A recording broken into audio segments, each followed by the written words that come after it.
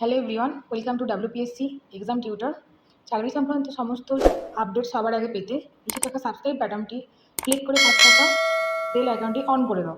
আজকে একটা নিয়ে এসেছি নতুন ভিডিও তোমাদের কাছে। তো আজকে আমি তোমাদের এএনএম জিএনএম নিয়ে একটা ভিডিও নিয়ে বানিয়েছি তোমাদেরকে। দেখো তো, ভিডিওটা পুরোটা দেখো না টেনে, তাহলে তোমাদের এই যে এখন যে রিসেন্টলি যে এএনএম জিএনএম যে পরীক্ষাটা হলো, ঠিক আছে, এএনএম যে পরীক্ষাটা হলো, সেই পরীক্ষাতে তোমাদের কত কাট অফ হবে, তোমাদের রেজাল্ট কবে বেরোবে, ঠিক আছে, সমস্ত ডিটেলসটা আমি তোমাদের এখানে পুরো ভিডিওতে দেখিয়ে দেবো। এমনকি এখানে তোমাদের কী কী সরকারি কলেজ পাবে, ঠিক আছে, এবং কী কী তোমাদের ডকুমেন্ট লাগবে, ঠিক আছে। এরপরে যে তোমাদের পরীক্ষাটা হয়ে গেলে এরপরে তোমাদের কি নেক্সট স্টেপ আছে, সমস্ত কিছুটা আমি তোমাদের এই ভিডিওতে একটু সুন্দরভাবে ডিটেলসে ভালো করে বুঝিয়ে দেবো। তো তোমরা প্লিজ ভিডিওটা না টেনে একেবারে শেষ পর্যন্ত দেখো পুরো ভিডিওটা, তাহলে বুঝতে পারবে। আমার ভিডিও যদি ভালো লেগে থাকে প্লিজ তোমরা লাইক এবং সাবস্ক্রাইব করতে থাকো, ঠিক আছে। চলো ডিটেলসে দেখে নেওয়া যাক। তো দেখতে পাচ্ছ এখানে তোমাদের আমি তোমাদের ওয়েস্ট বেঙ্গল জয়েন্ট এন্ট্রান্সে যে আমাদের ওয়েবসাইট আছে ওয়েবসাইটে খুলে ফেলেছি, ঠিক আছে। তো ওয়েবসাইটে দেখো, প্রথমেই তোমরা ওই ওয়েবসাইটে গুগল সার্চ করবে, গুগল সার্চ করলে ওয়েবসাইটে চলে আসবে, ঠিক আছে, ফার্স্ট পেজ। তারপরে দেখো তোমরা এক্সামিনেশন অপশানটায় যাবে, ঠিক আছে। এক্সামিনেশন অপশানটায় গেলে তোমরা নিচের দিকে দেখো এএনএম জিএনএম যে তোমাদের কলামটা আছে, এই কলামটায় তোমরা চলে যাবে, ঠিক আছে। এই কলামটায় চলে গেলে তোমরা নেক্সট যে তোমাদের পেজটা যে ওপেন হবে সেটা তোমার এই যে তোমাদের একদম নেক্সট যে পেজে চলে আসবে, যেটা হচ্ছে কারেন্ট ইভেন্ট, ঠিক আছে। এখানে তোমরা দেখতে পাচ্ছ কারেন্ট ইভেন্ট কী কী আছে, ঠিক আছে, এরকমভাবে অপশান করে তোমাদের দেখাবে, ঠিক আছে। তো কারেন্ট ইভেন্ট তোমরা এখানে দেখতে পাবে, তারপর এখানে তোমার লোড মোড করবে, ঠিক আছে। মোড করলে তো দেখো এখানে দেখো কারেন্ট ইভেন্টে দেখো, যখন আমি মোর অপশানে যাবো তখন দেখো এরকমভাবে সমস্ত এখানে পরপর পরপর করে যে রিসেন্ট যে তোমাদের নোটিশগুলো আছে, ঠিক আছে, খুব সুন্দর করে এখানে তোমাদের দেখাতে থাকবে, ওকে। এবারে দেখো যখন তোমরা নিচের দিকে স্ক্রল করবে, নিচের দিকে স্ক্রল করতে থাকলে তোমরা দেখতে পাবে এখানে ইনফরমেশন বুলেটিন এএনএম জিএনএম, ঠিক আছে। তো এই অপশানটা গেলে এখানে যাওয়ার পরে তোমরা এখানে কি করবে, তোমাদের নোটিশটা দেখতে পাবে, ঠিক আছে। এই নোটিশটা ক্লিক করার পরই তোমরা কি করবে, তোমরা নোটিশটা ডাউনলোড করে নেবে। তো দেখতে পাচ্ছ আমি এই নোটিশটা দেখো ওপেন করে নিয়েছি। নোটিশটা ওপেন করলেই দেখো এরকম চলে আসবে, ঠিক আছে, ইনফরমেশন বুলেটিন, ঠিক আছে। ইনফরমেশন বুলেটিন এখানে তোমাদের জয়েন্ট ইন্টারেস্ট, ঠিক আছে, যে সমস্ত এএনএম জিএনএম সম্পর্কিত কী কী তোমাদের হচ্ছে যে লাগবে না লাগবে সমস্ত তথ্যটা এখানে খুব সুন্দরভাবে এই নোটিশটাতে দেওয়া আছে, ওকে।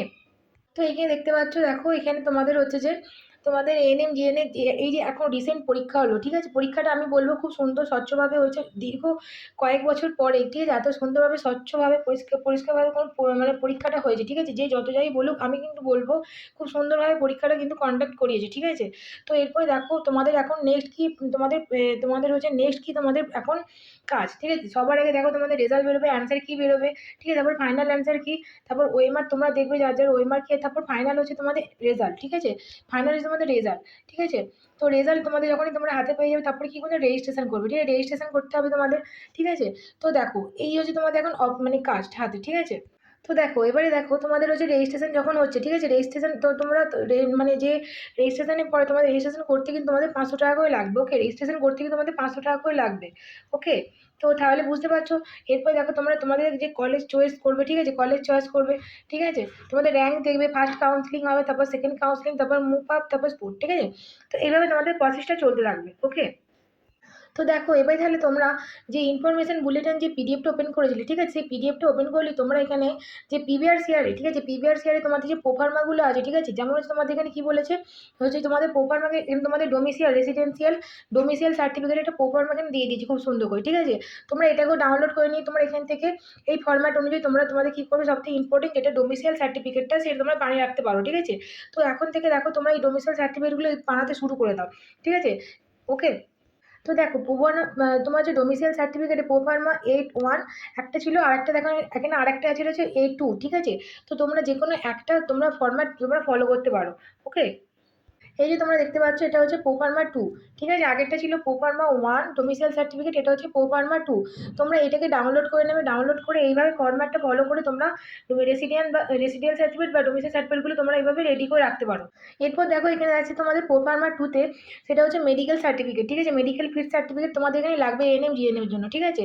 তো তোমরা কি করবে, তোমরা যে কোনো সরকারি যে সামনে যে সমস্ত সরকারি হাসপাতালগুলো আছে সেখানে তোমরা চলে যাবে, এখানে যে ইম্পর্টেন্ট টেস্টগুলো, ঠিক আছে, ব্লাড টেস্টগুলো তোমরা করিয়ে রাখবে, করিয়ে রেখে যে কোনো একটা মানে এমবিবিএস পাস করে ডক্টর কাছে যাবে, সেখানে গেলে তারা কী করবে, তোমাদের সার্টিফিকেটটা তোমাদের এখানে তৈরি করে দেবে, ঠিক আছে। তো আমি বলবো তোমরা এখন যেহেতু তোমাদের রিসেন্ট এখন পরীক্ষা হয়ে গেছে, তাহলে তোমাদের এখন মেন কাজ কী বলো তো, এই সমস্ত মেডিকেল সার্টিফিকেট কিংবা তোমার হচ্ছে ডোমিসাইল সার্টিফিকেটগুলো তোমরা আস্তে আস্তে রেডি করতে থাকো, ঠিক আছে। এবার দেখো, এবার সকলের মনে একটাই প্রশ্ন আছে, তাহলে যে পরীক্ষা তো হয়ে গেল, তাহলে রেজাল্ট কবে আউট হবে, ঠিক আছে। তো রেজাল্ট দেখো তোমাদের একটা সম্ভাবনা রয়েছে, ঠিক আছে। রেজাল্ট তোমাদের যেটা আউট হওয়ার একটা সম্ভাবনা আছে সেটা হচ্ছে তোমাদের কত বলো তো, সেপ্টেম্বর, ঠিক আছে। সেপ্টেম্বরের ফার্স্ট উইকে তোমাদের হচ্ছে যে রেজাল্ট একটা আউট হওয়ার সম্ভাবনা রয়েছে, ঠিক আছে।